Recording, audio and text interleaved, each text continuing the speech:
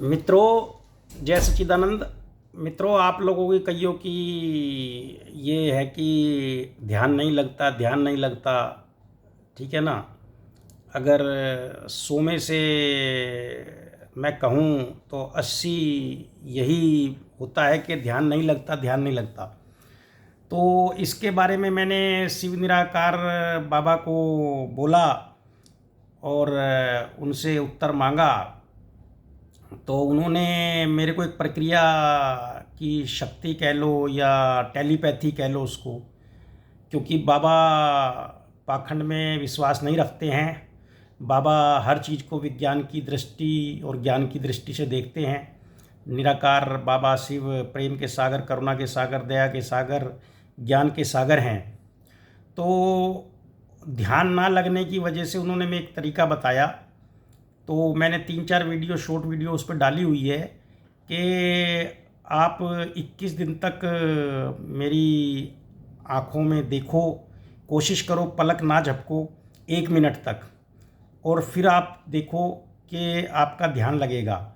और आपको जैसा मालूम है, निराकार परमात्मा की कोई मूर्त नहीं है ना। वो किसी उसमें बंधा हुआ नहीं है, पूरे ब्रह्मांड का मालिक है। वो कोई अयोध्या या जो है मथुरा का राजा नहीं है। वो पूरे ब्रह्मांड का मालिक है, हम सब उसके बच्चे हैं।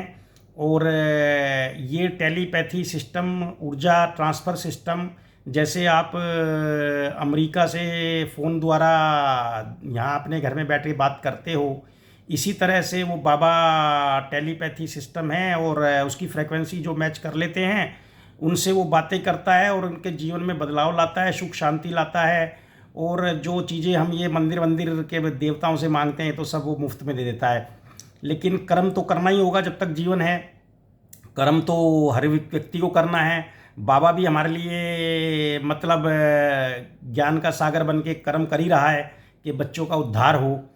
और आजकल आप जैसे देखते हो, ये धार्मिक स्थलों पे बड़ा दुर्घटनाएं बढ़ गई हैं।